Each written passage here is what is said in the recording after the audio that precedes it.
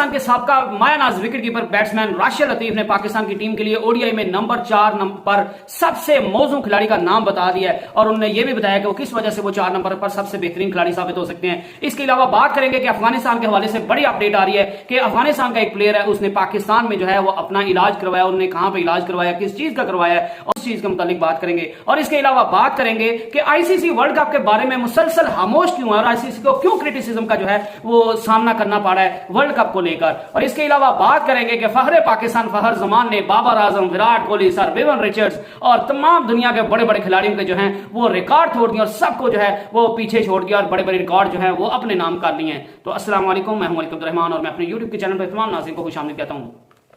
पाकिस्तान के फहर जमान जो है उनने कल पाकिस्तान वर्सेस न्यूजीलैंड के दरमियान दूसरे ओडीआई मैच में 180 रन की जो है वो नॉट आउट रन की जो है वो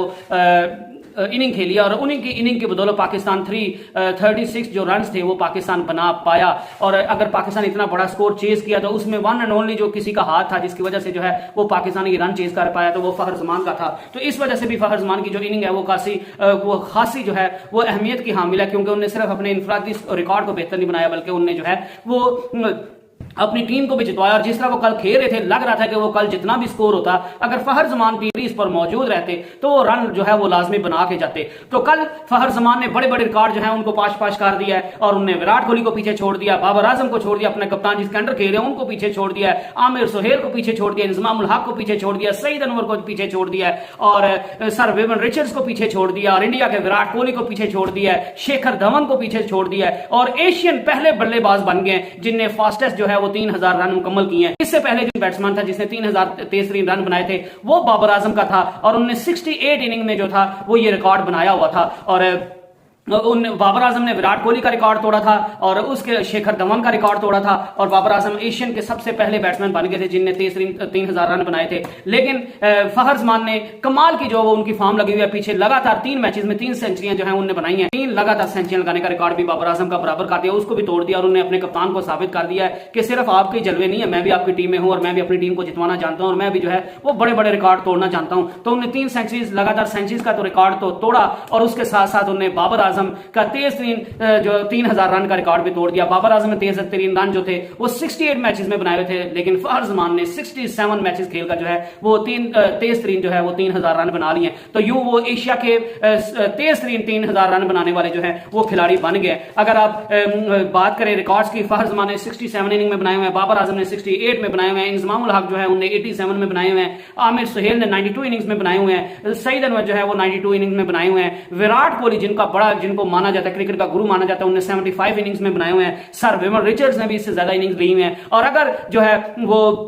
कोई बल्लेबाज ओवरऑल एशियन का तो फखर जमान जो है वो सबसे तेज 3000 रन बनाने वाला बन गया और ओवरऑल अगर इंटरनेशनल क्रिकेट की बात की जाए तो फखर जमान ने शाय होप के साथ जो है वो सेकंड पोजीशन जो है उसको संभाल लिया है और वो ओवरऑल भी जो पूरी दुनिया में से भी तेज 3000 रन बनाने वाले कम इनिंग्स में दूसरे बल्लेबाज बन गए शाय होप के साथ। शाय होप जो वेस्ट इंडीज की तरफ से खेलते हैं उनने भी 67 इनिंग में बनाए थे 3000 रन और फखर जमान ने भी 3000 रन जो है वो 67 इनिंग में मुकम्मल किए हैं। और अब एक बंदे का रिकॉर्ड जो है वो सबसे ऊपर है जिसको शायद तोड़ना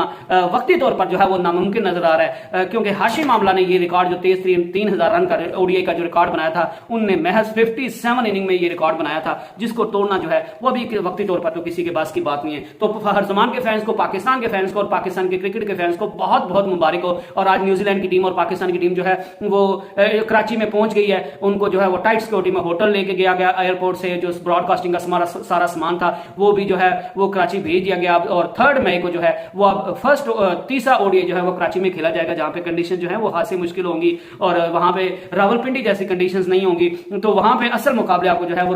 कराची में देखने को मिलेंगे। But let's hope for the best और उम्मीद करते हैं कि इंशाल्लाह पाकिस्तान वहां भी अच्छी परफॉर्मेंस दिखाएगा और हम उम्मीद करते हैं कि फखर जमान वहां भी जो है तीनों मैचेस में या कम से कम 1-2 मैच में तो और सेंचुरी लगातार बनाएं और नया रिकॉर्ड दुनिया का आलमी रिकॉर्ड काम कर दें। और पाकिस्तान का जो झंडा उसको और बुलंद कर दे। दूसरी बड़ी खबर यह है कि अफगानिस्तान के खिलाड़ी नजीबुल्लाह ज़दरान उनने जी अपना इलाज जो है वो पाकिस्तान में पेशावर के एक निजी हॉस्पिटल अफरीदी मेडिकल कॉम्प्लेक्स में करवाया। उनका जो है वो टॉन्सिल्स का असल में गले का जो है वो ऑपरेशन हुआ, सर्जरी हुई है, तो उनने पेशावर में अपना इलाज करवाया। वो इलाज करवाने की वजह से करवाने के लिए जो है वो पाकिस्तान में आए हैं। उससे साबित होता है कि शायद अफगानिस्तान में उस स्टैंडर्ड के हॉस्पिटल्स नहीं है जिस तरह के पाकिस्तान में। तो इस वजह से नजीबुल्लाह ज़दरान जो है, जिनको जो है वो हमारे जो fast bowler young sensation Ehsanullah ने भी जो था वो मुंह पे बाउंसर मारा था और वो इसी वजह बाउंसर लगने की वजह से जो है वो ग्राउंड से बाहर चले गए थे। तो उनने जो है वो पेशावर में अपने टॉन्सिल्स का इलाज करवाया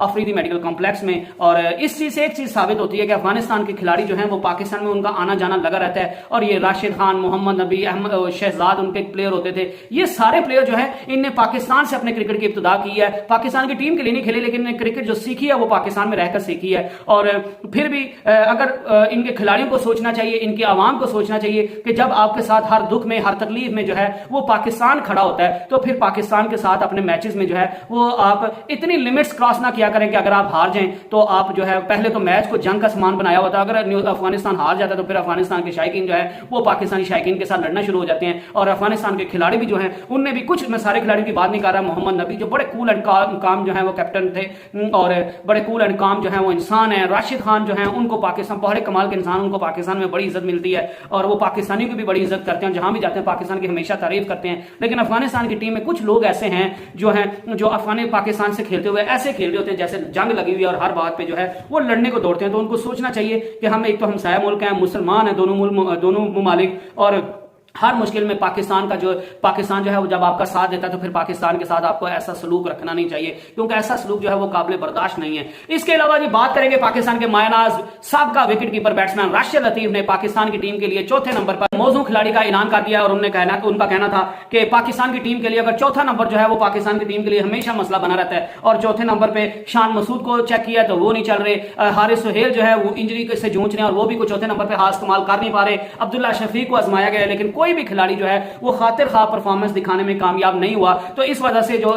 नंबर 4 है वो जो है वो कांस्टेंट पाकिस्तान के लिए एक परेशानी का सबब बना हुआ है। और उनका कहना है कि मोहम्मद रिजवान एक ऐसे खिलाड़ी हैं जो पाकिस्तान की तरफ से जो नंबर 4 का मसला बना हुआ है उसको बखूबी जो है वो उसको हल कर सकते हैं। और उसकी जगह पे मोहम्मद रिजवान के जो है वो चौथे नंबर पर आकर ओडीआई में खेलने की वजह से मोहम्मद रिजवान के 4 नंबर पर खेलने के बाद जो है वो काफी कमाल के स्टैट्स हैं, उनके काफी कमाल के रिकॉर्ड्स हैं। उनने जो है मोहम्मद रिजवान की अगर बात की जाए तो उन्होंने ओडीआई में पाकिस्तान की तरफ से खेलते हुए 20 मैचेस में 742 रन जो है वो स्कोर किए हुए हैं और 43.64 जो है उनकी बैटिंग रन बनाने की एवरेज है। और उन्होंने इन 20 मैचेस में 2 सेंचुरीज लगाई हैं और 5 जो है वो 50s जो है उन्होंने बनाई है। इससे साबित होता है कि मोहम्मद रिजवान ने खुद को जो है वो 4 नंबर पे बड़ा जो है वो अच्छा साबित किया हुआ। तो इसी वजह से राशिद लतीफ का कहना है कि जो एक चीज पाकिस्तान के लिए कांस्टेंट मसला बना हुआ है वो मोहम्मद रिजवान ने पहले भी करके दिखाया, तो आप दोबारा भी करके दिखा सकते हैं। तो इस वजह से मोहम्मद रिजवान को आप 5वें नंबर पर भेजने की जगह जो है वो मोहम्मद रिजवान को चौथे नंबर पर भेज दें तो वो पाकिस्तान के लिए काफी जो है वो बेहतरीन साबित हो सकता है। लेकिन बड़ा सवाल यह है कि मोहम्मद रिजवान अगर चौथे नंबर पे आ जाएंगे तो फिर 5वें नंबर पे जो है वो इफ्तिखार अहमद को भेज देंगे, तो छठे नंबर पे कौन आएगा, ये एक बड़ा सवाल है। तो इस वजह से मेरे ख्याल से जो है वो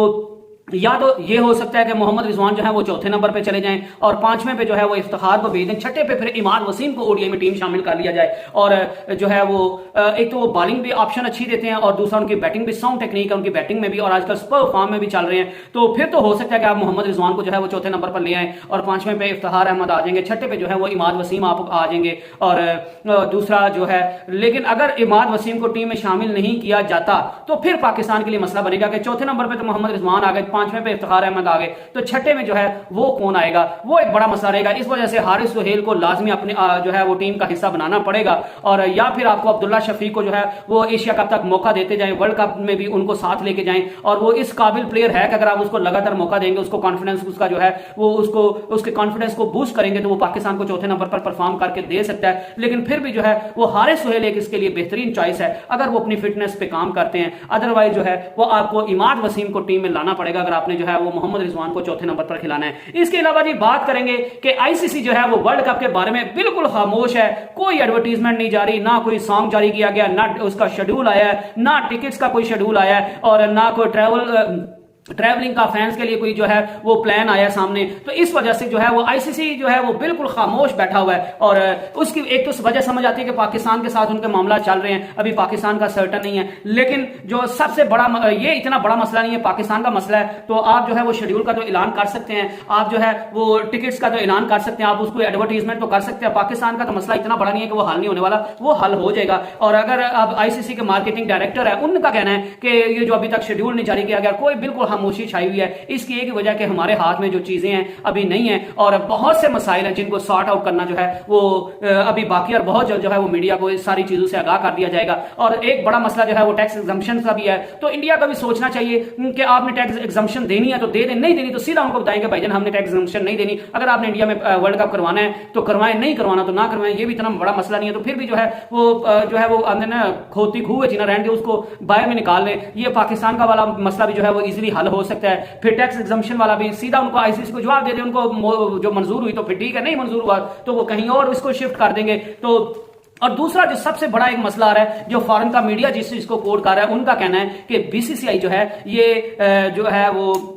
ये समझता है कि आईसीसी के जो इवेंट्स हैं ये डायरेक्ट हमारे कंपटीटर है, क्योंकि जो यहां पे स्पॉन्सर्स होते हैं वो ही वहां पे स्पॉन्सर होते हैं, जिनकी वजह से बीसीसीआई के टूर्नामेंट्स को पैसा मिलता है, उसी की वजह से जो है वो आईसीसी को स्पॉन्सर कर रहे हैं। तो बीसीसीआई जानबूझकर ऐसा जो है वो मामला को लटका रहा है ताकि एक तो हमारे कंपटीटर ना बन पाए, हमारे इवेंट जो है वो बहुत शानदार हो। आपने देखा होगा कि आईपीएल को जिस तरह वो जो है ओपनिंग सेरेमनी उनकी करवाई जाती है, जिस तरह उनके लिए एड्स किए जाते हैं, सॉन्ग्स उनके लिए करवाए जाते हैं, जिसके लिए आईपीएल के लिए बड़ी कमाल की तैयारी की जाती है हर दफा, और बड़ा उसको जोरों शोर से वो आईपीएल को करवाया जाता है। तो इसका मतलब है कि बीसीसीआई जो है वो जानबूझकर ये सारे मामलों को लटकाता है, अदरवाइज इनकॉम्पिटेंस का जो है वो मामला यहां पे नहीं आ सकता। आईसीसी की बात करें तो आईसीसी ने जो 2011 का वर्ल्ड कप था, 2015 का वर्ल्ड कप था, 2019 का वर्ल्ड कप था, तीनों की कमाल की जो है वो उनने आउटस्टैंडिंग जो है वो उनके इंतजाम किए थे, लेकिन उसके बाद आईसीसी को ऐसे जैसे नजर लग गई। और यही पिछली दफा भी हुआ था जब 2021 का जो है वो वर्ल्ड कप आया था, तो उसमें भी पहले इंडिया में होना था और फिर उसको बाद में इंडिया के में मामला तय ना होने की वजह से एन मौके पर जो है